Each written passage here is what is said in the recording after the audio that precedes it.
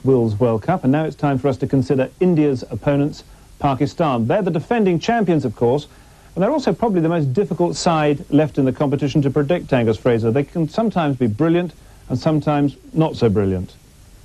Yeah, they were very poor in Australia before the World Cup competition started, but they've been fairly consistent so far. They got beaten quite heavily by South Africa in one of the games, but their batting has been very impressive. The two openers have done very well. I mean, no bowler really enjoys bowling at left-handers, and you've got two opening the batting there. Any width that you give them, they smash it before, and they've set it up nicely for the players that have followed. Now, the other thing which we ought to consider, I guess, is the injury to Wasim Akram, which he picked up in the last game against New Zealand. Now, at the moment, the Pakistani camp are saying everything's fine, the captain will be all right, he'll be there, but there must just be a little bit of a niggle, mustn't there, and a little bit of a worry. Yes, I mean, as a player, you get that far along the road in the competition, and it's not a game that you want to miss. I mean, a quarter-final of a World Cup. And he's the captain as well. That's right, and if he'll be prepared to suffer a bit of pain and go through it if it means playing. How much it'll affect his performance is another thing. I wouldn't have thought it would mean that he'd have to pull out. I'm sure he'd go through it and get through his overs, but it might well affect his bowling. I can't imagine that he'd make a full recovery from an injury that looked fairly serious. I mean, he didn't look very happy coming off the field after the last game, so it'll be interesting to see how he goes. Well, the doctors say he's okay, but let's now just consider exactly how Pakistan have gone so far in this 1996 World Cup. After a late entry into the list because of the festival of Ramadan, they've only slipped up the once. They started off with a win against the UAE, nice and easy. Then they beat Holland by 8 wickets. Then came that defeat at the hands of South Africa, when they were comprehensively outplayed.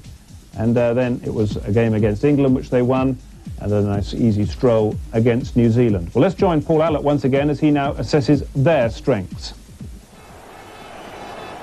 Defending champions Pakistan travel to India for the other sudden death quarter-final tomorrow. It'll be the first time since 1987 that the Pakistanis have ventured into India, and they can expect a pretty volatile reception from the local crowd. And he's got one straight away.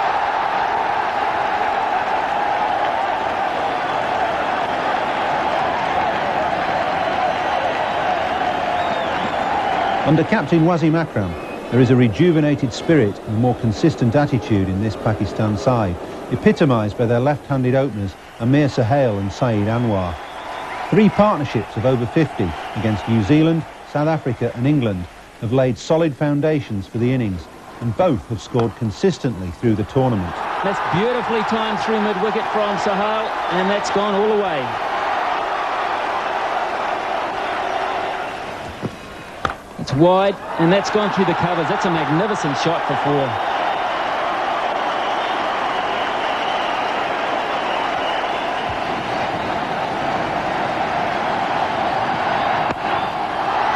There it is.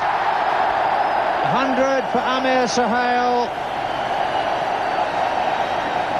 An important innings for Pakistan. It's been an innings of fits and starts. There's an overthrow, so he retains the strike. Amir's 100 against the best pace attack in the competition, South Africa, was a classy performance, and while Saeed has yet to register a ton in this World Cup, the pair have 12 centuries between them in one-day international cricket. A phenomenal record.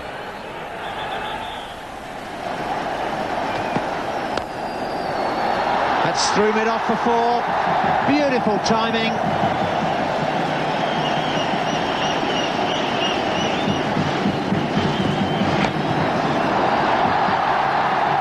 Chase for Stewart.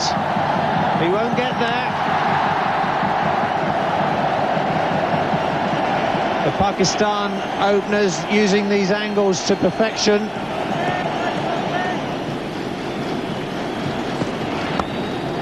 That's through the offside. Same again, behind cover point. Too much width there from Dominic Cork.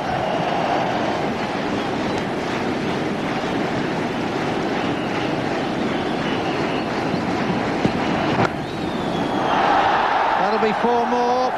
Illingworth's not going to get to that. Cork not learning from his mistake. Pakistan 33 without loss.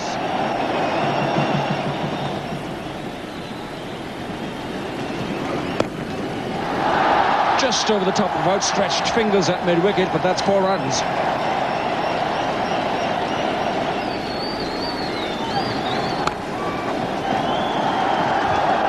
Great stop. 50 comes up.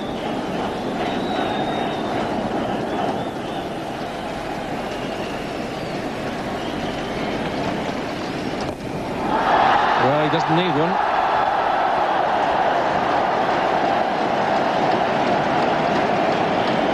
Just hear it, just see it.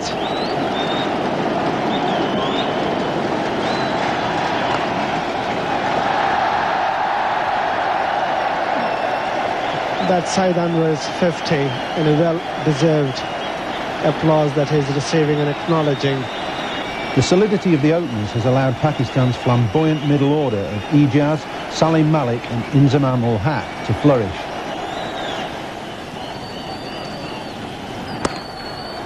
That'll be 4 more.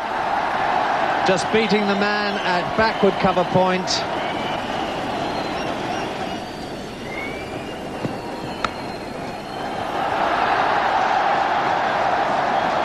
It's just going to get there.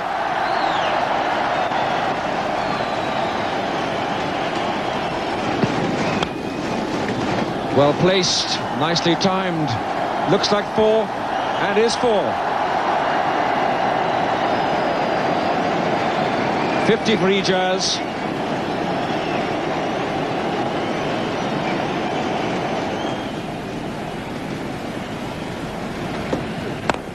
And that's straight past the bowler, and it's going to be 4 runs. That's more like Inzamam.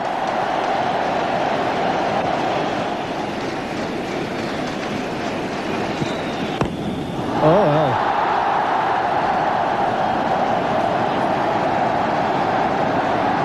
That's what they wanted. That's what they wanted from Javed Miandar. Inzamam is the most brutal of batsmen, and when on song there is no better one-day batsman in the world. He would like nothing better than to repeat his astonishing hitting in the 1992 semi-final, when he propelled Pakistan to the World Cup final with 60 in just 37 balls. Pakistan's bowling, when they get their selection right, is the best balanced and most dynamic in the competition. They have the luxury of 3 match-winning bowlers in their lineup. Wasim Akram and Waqar Younis are handful enough with the new ball, but give them an old one and they'll swing it round corners. And all this at an awesome pace.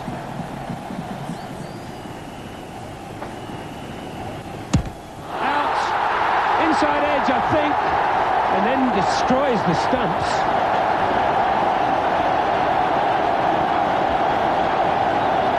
There you can see the crowd jubilation when Waqar disturbed the castle of Andrew Hudson, 51 for 1 of 7.5.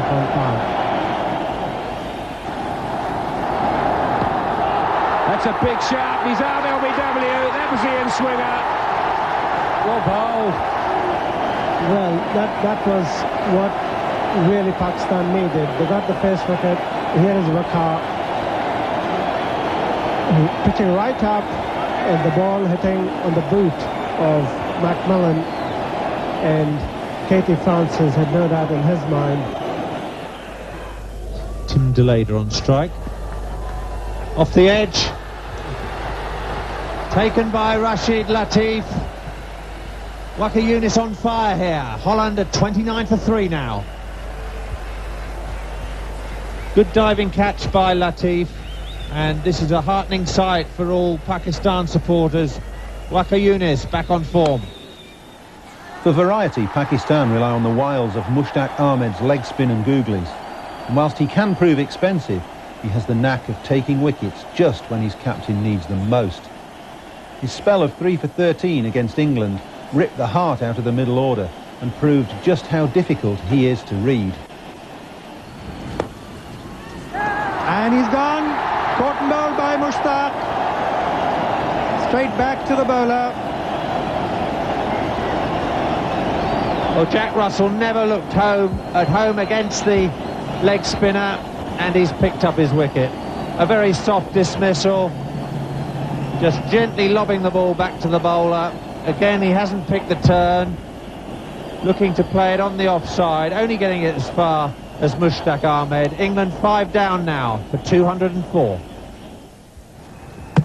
And bowled him. He's gone.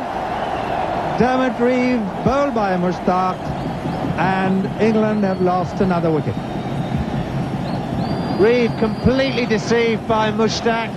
The Pakistan leg spinner coming back really well in this spell of bowling. Reeve bowled through the gate, neck and crop. He's gone. England have lost 6 now for 212. Bowled him. Beautiful delivery from Mushtaq. And UAE slump to 47 for 3. Well, it needed one of the batsmen to try and get hold of Mushtaq Ahmed. Looked to be the googly, really, and that is Mushtaq Ahmed's 100 wicket. And he got it up in the air. Yes, it certainly came back the other way. Middle stump goes, and so Ganesh is gone. He's been out there a long time, actually. 50 deliveries for his 13 runs. Needed to be quicker than that. It's now 47 for 3. And he's gone. Played on. Must have gotten inside edge, and the middle stump is out of the ground, and this is the second time he's knocked that middle stump out of the ground. Magnificent wrong and again, and this one takes Midland leg. Appreciable spin there, absolutely no idea the batsman, and right on target. Back goes middle stump again. So the UAE are 53 for 4.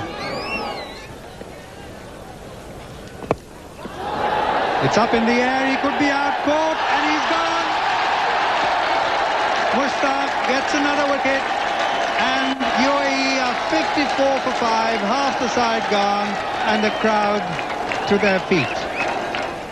Pakistan must bat and bowl well to make up for their deficiencies in the field, but if all 3 aspects of their game gel, then they will be really hard to beat. And hang on, the 2 fieldsmen to run past it, so they're going to get 3, I think. Well, can you believe it? 2 of them running at it, and they both left it behind. Right, well, there's the Pakistan 14, and Angus is now going to be selector again and lose 3 names for us.